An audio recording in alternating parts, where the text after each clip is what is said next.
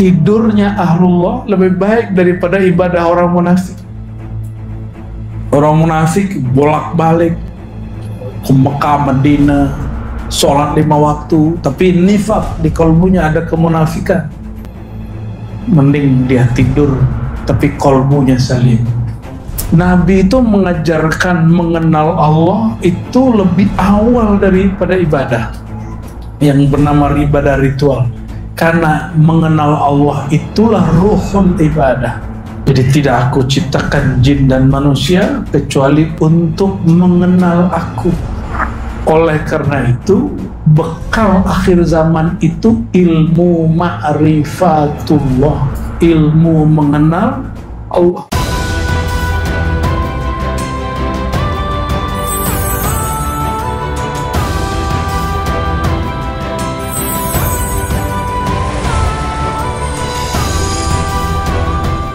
Banyak orang mempersiapkan dirinya untuk akhir zaman nimbun emas. Ada yang main saham, ada yang main kripto, ya, persiapan akhir zaman. Ada yang main panahan, ada yang latihan berkuda, ada yang latihan pedang, ada yang latihan bela diri dan segala macam. Mungkin itu bagian dari memahami ayat Quran, ya, maka persiapkanlah, ya, untuk jihad itu mastata'tum, ya, sesanggup kamu. Tapi ada yang dilupakan satu, bahwa akhir zaman itu Nabi SAW mengatakan khilafah ala minhajin nubuwah, kepemimpinan yang berdasarkan nubuwah. Nubuwah itu ada pada ruhnya para anbiya, dan nubuat itu sudah tidak ada kecuali hanya warisannya. Pewarisnya masih ada. Al ulama warasatul anbiya, pewarisnya adalah para ulama. Jadi Nabi SAW tidak mempersiapkan fisik dulu untuk perang. Maka ketika Abu Sufyan yang masih belum Islam saat itu ditanya oleh Heraklius, apakah betul pengikut Nabi baru yang mengaku jadi Nabi di kampungmu itu kebanyakan mereka fuqara, masakin, fakir dan miskin? Kata Abu Sufyan, betul. Orangnya lemah-lemah, betul. Teman orang keren saja.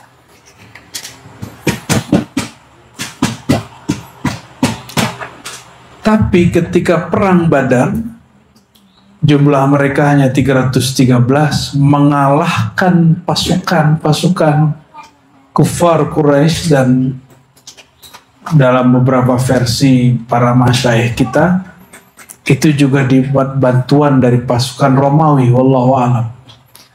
Karena secara jumlah tidak mungkin jumlah kufar Quraisy saat itu mencapai jumlah yang disebutkan di riwayat, kecuali dapat suplai bantuan dari kekuasaan Romawi Timur. Kalau betul itu terjadi, berarti lawannya 313 ini orang militer terlatih. Tapi apa yang terjadi? Allah menangkan 313. Yang ribuan itu kewalahan semua dan kalah. Apakah Nabi mempersiapkan 313 dengan latihan panahan? Berkuda itu sudah habit mereka. Panahan sudah kebiasaan mereka berburu. Apakah dengan nimbun emas? Tidak. Apalagi main kripto, ya. Kita tidak melarang nabung emas, main kripto. Tapi kalau antum nanti itu akhir zaman, nanti kan internet hancur semua. Uang digital hilang sudah. Tabung di bank hilang. Maka kalau masih ada kesempatan, gunakan rezeki sebaik-baiknya. Jangan hanya nimbun-nimbun harta. Karena rezeki kita itu yang kita pakai, bukan yang kita simpan. Ya, jangan pelit-pelit sama badan. Kalau nggak ada ya juga jangan disesali. Sabar-sabar aja. Pengen bersama Allah kan? Inna Allah ma'as sabirin, ya. Itu thariqat paling cepat, nggak perlu kholwat. Sabar aja. Bapak Ibu saudara-saudari yang bukan Allah.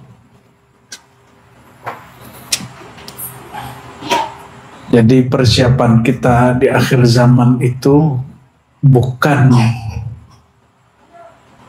latihan fisik semata. Tetap jaga kesehatan fisik. Nabi itu suka naik gunung. Udah umur 50-an, Nabi masih naik gunung. Ini Haji Syam nih saya ajak naik gunung. Kan umur 50 berapa Haji? 54. Alhamdulillah dia masih kuat. Gunung gede tembus. Tapi ngeluhnya juga nggak tanggung-tanggung. Ya, 50 kita ajak gunung gede, puncak Bogor. Sebelumnya kita ajak gunung yang mirip dengan Gunung Jabal Nur yang ada Gua Hira di Mekah. Kalau di Banten tuh ada namanya Gunung Karang. Itu mirip kontur, cuma bedanya di situ banyak pohon. Naik terus, nggak ada bonus. Bonus itu kan kalau dia agak landai dikit, ini nggak ada. Alhamdulillah kuat ya. Udah tauhid masih kuat. Pas gunung gede, mundur juga sobat ya. Nabi itu suka naik gunung. Berarti Nabi ini pencinta alam. Kan ada ayatnya. Wa yatafakkaruna fi khalqillah. Mereka tafakkur terhadap ciptaan-ciptaan Allah. Allahumma sholli ala sayyidina Muhammad. Namun guru-guru kita yang mengerti ilmu ciptaan, ya. Ini bukan bab akidah, ini bab ma'rifat. Yang mengetahui, ambil, yang paham, rasakan. Tapi nggak mesti percaya. Karena yang dipercaya cukup 6 rukun iman. Awwalu ma khalaqallah Nur Muhammad.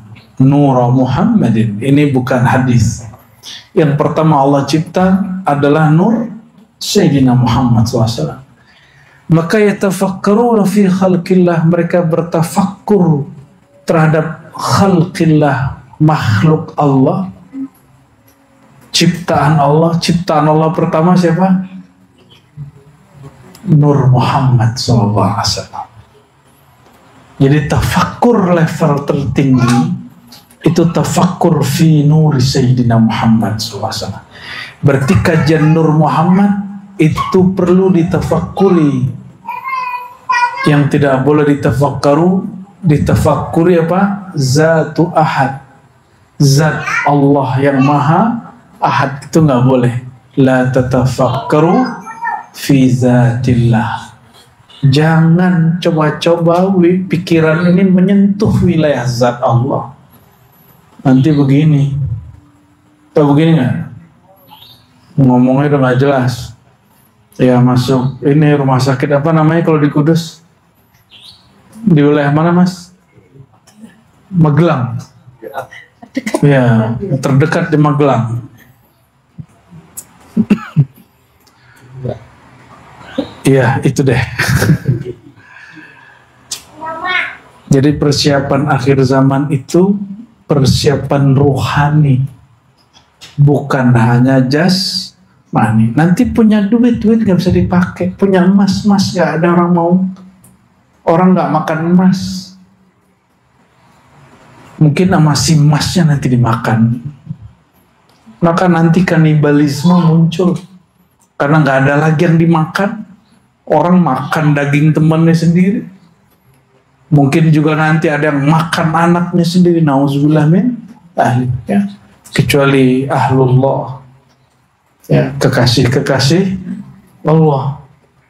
Mereka membaca surat Al-Kahf itu, Al-Kahfi, di situ ada asrar. Asrarnya banyak sekali. Salah satunya adalah beberapa pemuda yang Allah izinkan hidup tanpa makan, tanpa mati, tertidur 309 tahun, gak makan, gak minum. Tubuhnya gak kurang sama sekali. Tidur loh, gak pakai zikir loh. Gimana tuh Mas? Tidur aja dia keramat, gimana kalau dia zikir?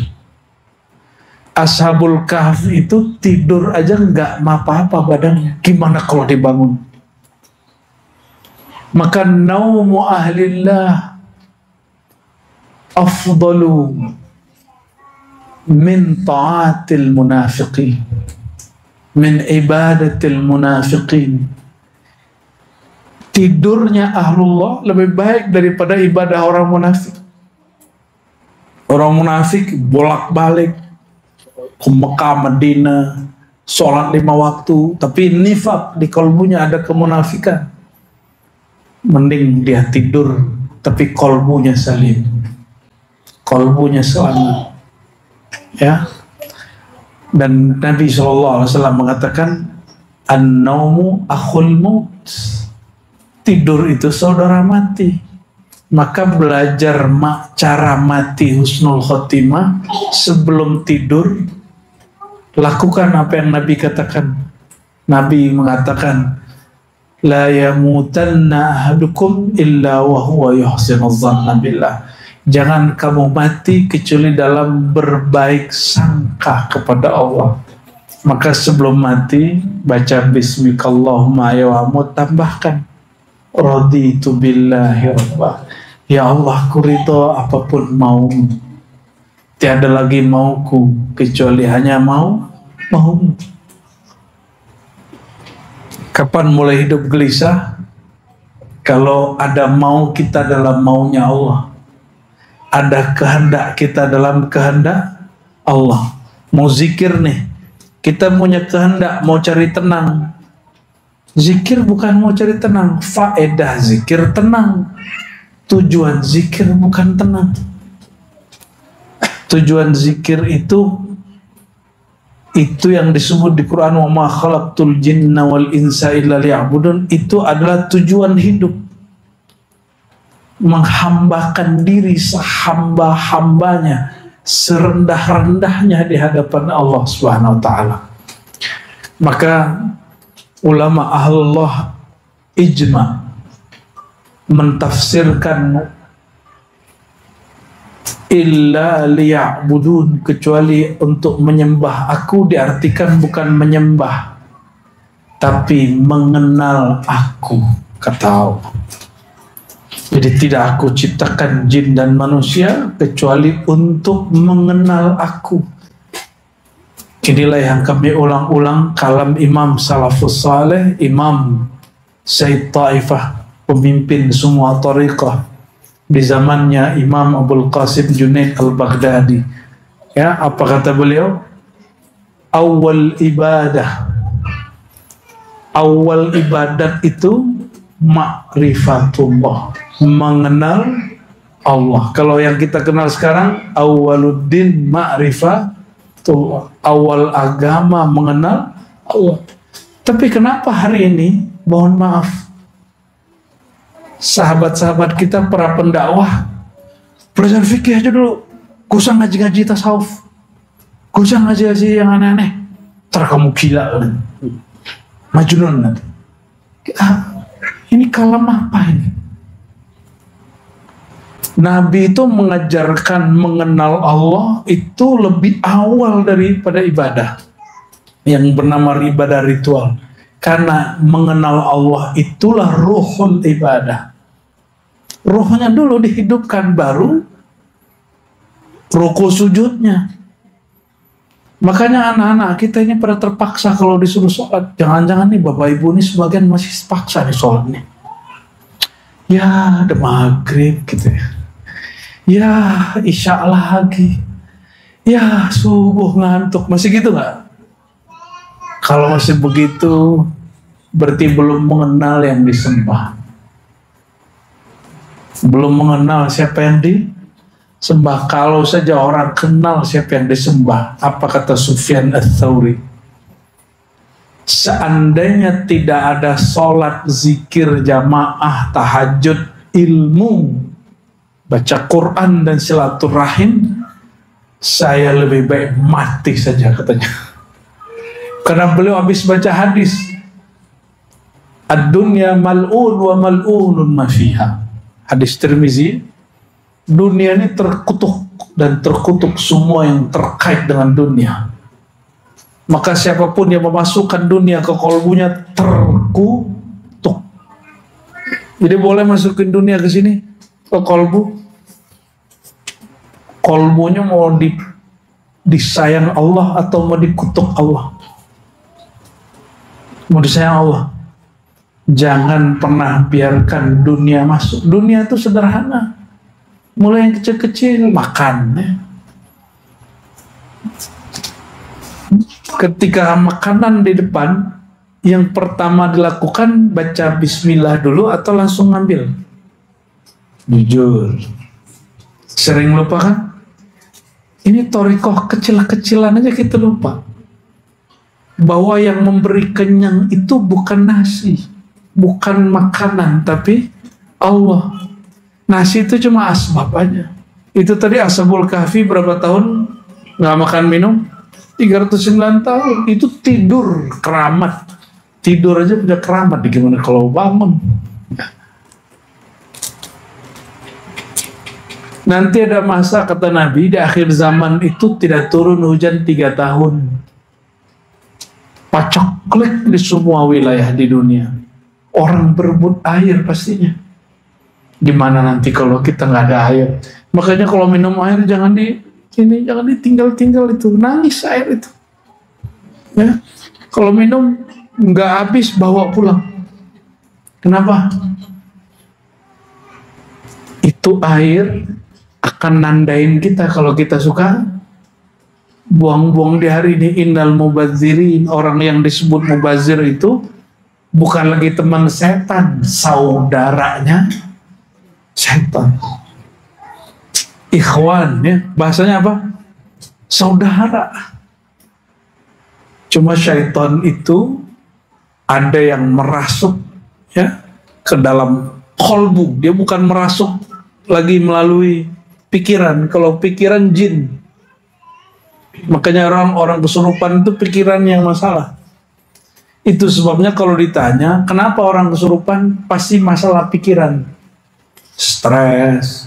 Coba tanya santri-santri kalau ada di pesantren, di asrama kesurupan, itu pasti dia terbebani. Atau garmar-jarmaji ini mulai jatuh cinta, patah hati, kesurupan. Atau orang masalah pekerjaan, karena mungkin dia bergantung ke tempat kerjanya, bukan bergantung kepada Allah, dipecat, kesurupan, banyak begitu. Belum lama ini kita dengar banyak caleg-caleg calon legislatif yang gagal masuk rumah suluk majnun, rumah suluk gila. Betul nggak? Lah orang begitu alhamdulillah nggak jadi. Coba orang begitu jadi pemimpin, kan repot kita. Basic dia, basic orang gila itu. Nggak punya akal dia aslinya. Saya udah iseng-iseng nanya caleg-caleg itu sebelum jadi. Cuma kita nyamar jadi orang. Kok nyalek Pak, Bu? Jawabannya apa? Ganti nasib Mas. Mau merubah nasib. Oh, orientasi orang jadi caleg hari ini apa? Merubah nasib. Bukan mau berbakti kepada negara, khidmat kepada masyarakat. Bapak Ibu saudara, bukan Allah. Jadi yang kita persiapkan apa? Rohani. Dan roh itu makanannya bukan ruku sujud.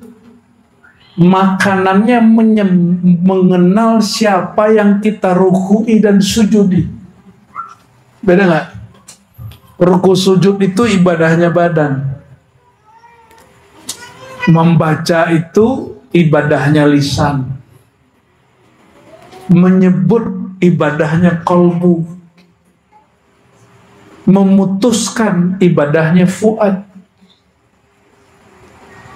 Ibadahnya ruh kita, sir kita, mengenal yang disembah oleh tubuh, yang disebut-sebut namanya di dalam kolbu.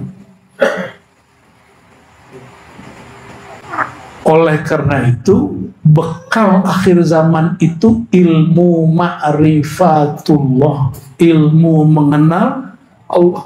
Gak usah jauh-jauh akhir zaman, hadis yang sering kita dengar, kalau orang mati ditanyanya apa pertama kali? Man rabbuka, ini kita ulang di mana-mana supaya gak lupa. Siapa Tuhanmu? Itu pertanyaan ma'rifat atau pertanyaan ritual ibadat? Man rabbuka, siapa Tuhanmu? Pertanyaan knowledge kemakrifatan atau pertanyaan kuantitas ibadah. Maka kita menghimbau juga orang-orang thariqah, ya, jangan terlalu saklek dalam zikir menyebut nama. Ajarkan murid juga mengenal nama yang disebut itu, ya. Jadi ini mungkin sedikit barangkali Mas Arif, karena habis ini kita mau ke Pati, ya. Mulailah ikuti kajian-kajian, buka kajian Ma'rifatul Asma, mengenal nama-nama Allah Subhanahu Ta'ala, ya. Nanti seperti yang saya janjikan, ya, di sini sekali sebulan nanti ada mu'alim dari Ribat mengajarkan tentang Asmaul Husna, ya, Lora, ya. Gus Hadi, mana Gus Hadi? Nah, nanti inilah mungkin berarti sebulan bisa 2 kali, ya. Satunya Lora Ali, satunya jauh dari Madura, satunya mungkin dari, ya, orang Pati hasilnya, ya. Jadi kerjaan kita sampai mati cuma satu aja, mengenal yang disembah. Adapun urusan tubuh tetap sholat 5 waktu. Bulan puasa kita tetap puasa, syariat kita jalankan. Tapi urusan yang hakikat ini nggak boleh ditinggal, ya. Supaya nanti jika tubuh ini sudah nggak bisa rukuk sujud, ruhnya masih tahu cara ibadah. Ada masa tubuh udah nggak bisa ngapain, ada kan? Covid kemarin aja udah banyak orang tuh udah nggak bisa sholat, ya. Oleh karena itu, mari sama-sama kita pelajari nama-nama Allah. Walillahil asmaul husna fad'uhu biha. Wassalamualaikum warahmatullahi wabarakatuh.